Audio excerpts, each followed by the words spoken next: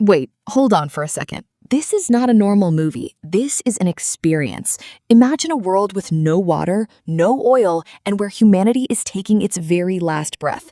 This is the wasteland, and in this world, there is one man, Max Rockatansky. He lives for no one, connects with no one, and just keeps running from his own ghosts, the faces of those he failed to save.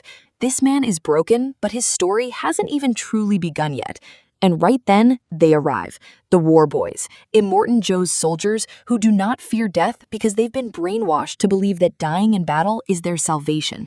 Max runs, but in this world, a man alone always loses. He gets captured, and look what happens next. He isn't treated as a human, he is treated as a resource, a living blood bag. This is Immortan Joe's economy. Fuel is not the currency, blood is. And this is where hell begins.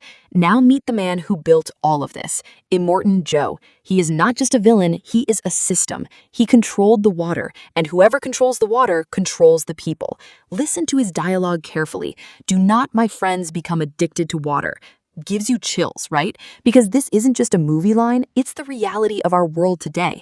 Control the resources, control the people. And Joe didn't just keep the water, he kept the women too. His 5 wives, locked, caged, and labeled as property. This is the exact spark that will set this entire movie on fire.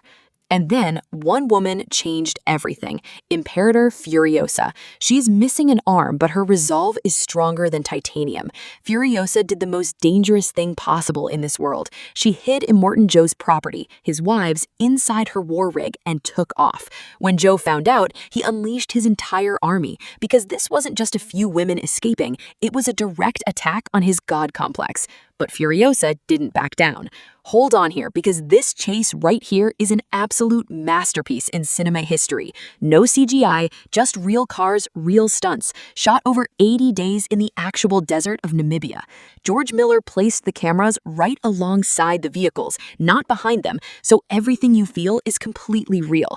And then comes that massive sandstorm, a towering wall of the apocalypse, and Furiosa drives straight into it.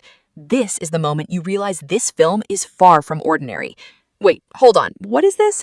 A man with a guitar literally shooting flames, bouncing on bungee cords on a moving war truck right in the middle of a chase? And it was completely real. The actor Iota actually performed this. Practical effects, real flames, real stunts.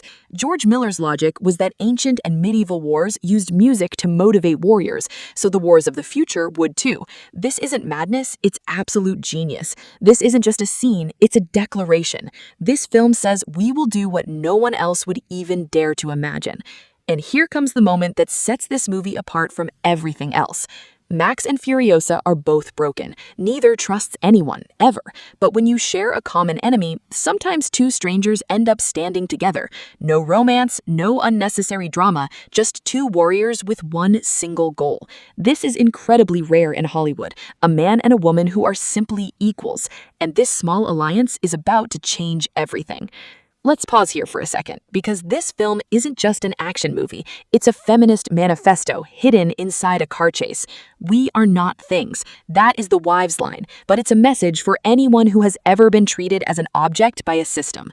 Who killed the world? That isn't just a line, it's an accusation against climate change, resource hoarding, power structures, and those who build empires on the silence of those they oppress.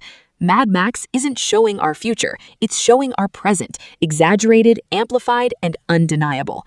George Miller himself said this is a story about women. Max is just along for the ride. And when a 70-year-old director says that, it becomes a lasting legacy. And this is where Max transforms. Throughout the entire movie, this man has lived only for himself, just trying to survive. But right here, he chooses. We go back. 3 words, and inside those 3 words lies the most powerful character arc. The man who started as a mere blood bag is now leading the way.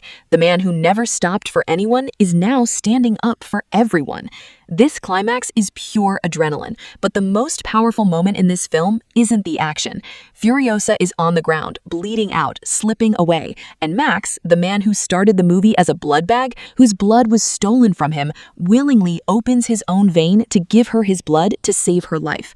It's incredibly poetic, isn't it? The very resource that was forcibly taken from him is the resource he now happily gives away.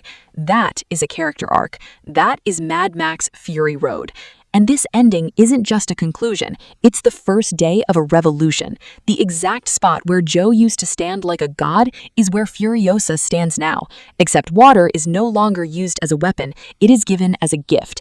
And Max, he fades into the crowd because this wasn't his story. It belonged to Furiosa and the women.